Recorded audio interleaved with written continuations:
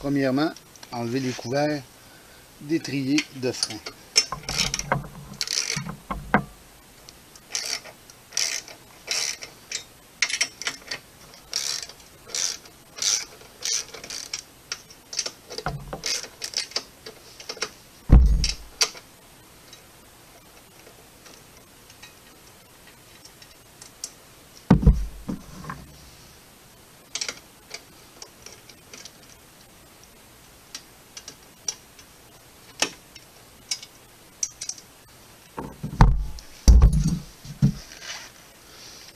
Mm.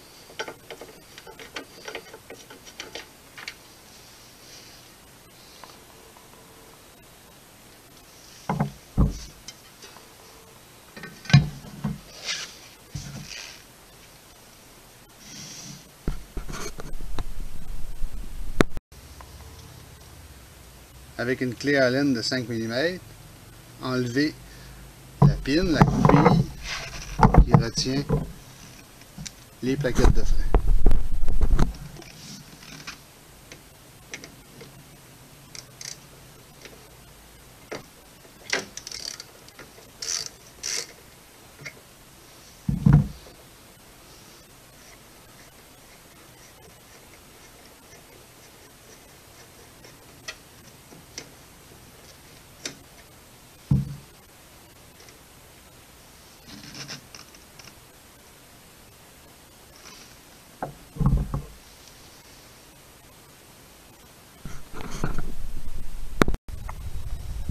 Enlever le petit ressort ici, prendre note que le côté le plus large est en haut, le côté le plus mince est en bas.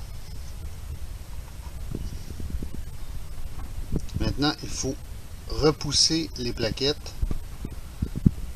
pour faire de la place pour les neuves qui vont être plus épaisses. On devrait être capable de repousser les plaquettes à la main. Les plaquettes, on voit ici l'oreille de la première plaquette, la deuxième ici.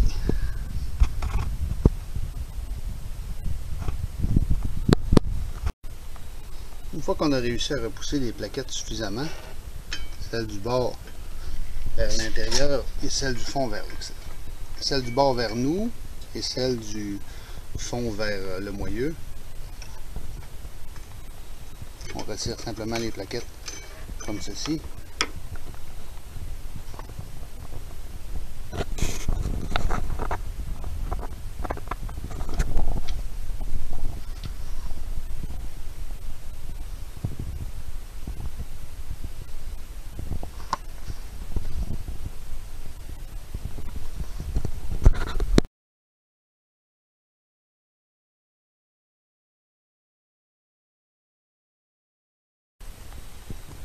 Si vous avez acheté un jeu de plaquettes d'origine du manufacturier, vous allez avoir toutes les pièces neuves, c'est-à-dire les plaquettes, les plaques anti-bruit, qu'on appelle des shims la plupart du temps, une tige neuve avec une petite rondelle en plastique et un ressort. Si on regarde les vieilles pièces, au bout de la tige, on a déjà la rondelle en plastique, le vieux ressort, les vieilles plaquettes avec les plaques déjà installées dessus. Dans l'ensemble, on trouve également un petit sachet de graisse à base de silicone qui sert à lubrifier la tige et sa petite rondelle à l'extrémité. Le petit O-ring est installé sur notre pin qui retient nos galipeurs, avec un petit peu de la graisse silicone qui est ici appliquée dessus et bien pénétrée alentour. Notre ressort, nos isolateurs ont été installés derrière les plaquettes, bien sûr.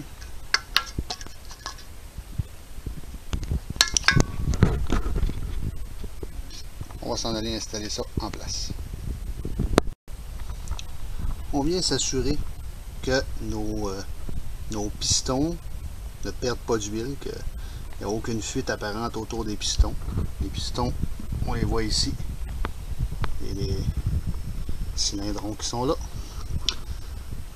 On vérifie qu'il n'y a pas de fuite autour. Avec un linge, on va essayer de les nettoyer tout le tour des pistons pour enlever le maximum de saleté. Et il est recommandé dans le manuel également de nettoyer avec du nettoyeur à frein commercial la surface de freinage du disque tout autour.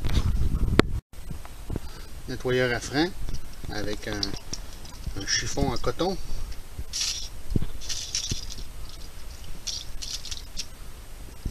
Attention de ne pas en échapper sur la peinture de la moto, ça pourrait la faire se diluer complètement.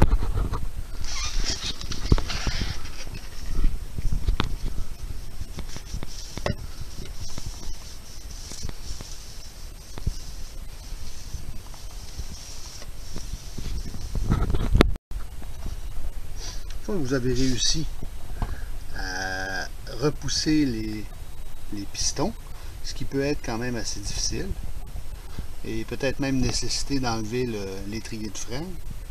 Pour enlever l'étrier de frein, on a seulement qu'à déboulonner ces deux boulons ici. Une fois que vous avez réussi à repousser les étriers de frein, vous installez vos nouvelles plaquettes.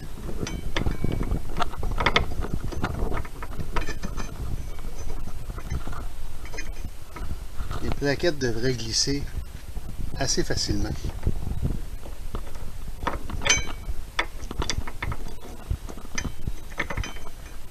Si c'est difficile, c'est que vous n'avez pas assez repoussé vos pistons.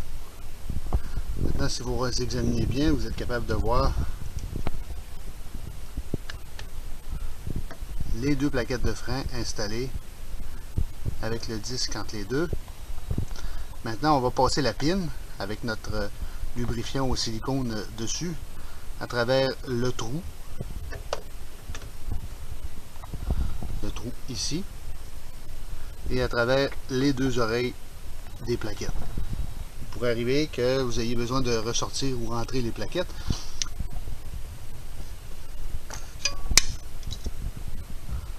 Avant d'installer la pine, on va mettre en place le ressort. Si on se souvient bien, la petite partie ici va vers le bas. C'est assez facile de localiser les encoches où ce que la pièce se place naturellement. Ensuite, on va insérer la pine. Le plus difficile ici, c'est de faire passer la pine par-dessus, c'est-à-dire à l'intérieur du trou de la première plaquette, par-dessus la partie centrale du ressort et à nouveau à l'intérieur du trou dans la deuxième plaquette pour qu'elle puisse ensuite se loger à sa position finale.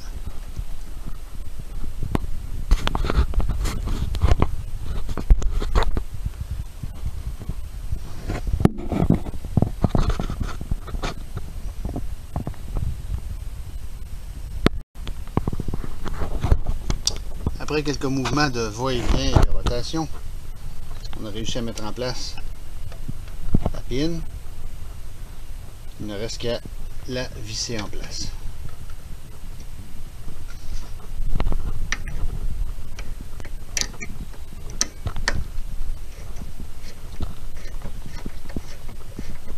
Ça devrait se faire sans difficulté et sans avoir à forcer. Si on force, c'est qu'il y a quelque chose qui n'est pas à sa place. Maintenant que ma pine est insérée à fond, je vais sortir la clé dynamoélectrique pour ajuster la force de serrage appropriée. La force de serrage est de 120 livres-pouces.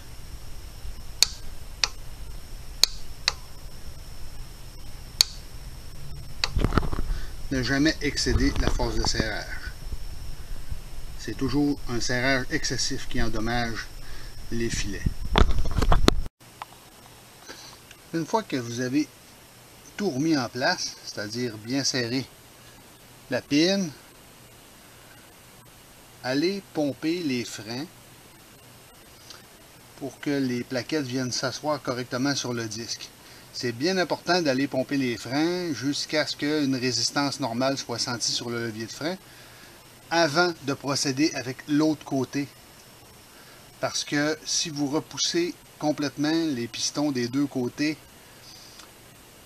il est possible qu'il y ait un excès d'huile qui remonte au réservoir en haut et que ça déborde. Si le réservoir en haut déborde par le trou de ventilation, ça pourrait endommager la peinture.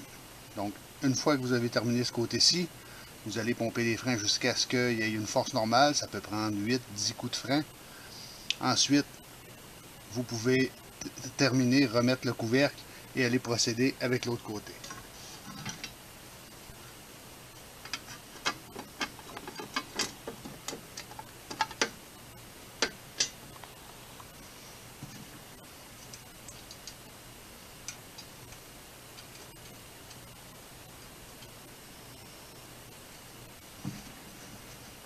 Certains voudront mettre du Loctite sur les filets pour être certain que ça ne se dévisse pas à la vibration.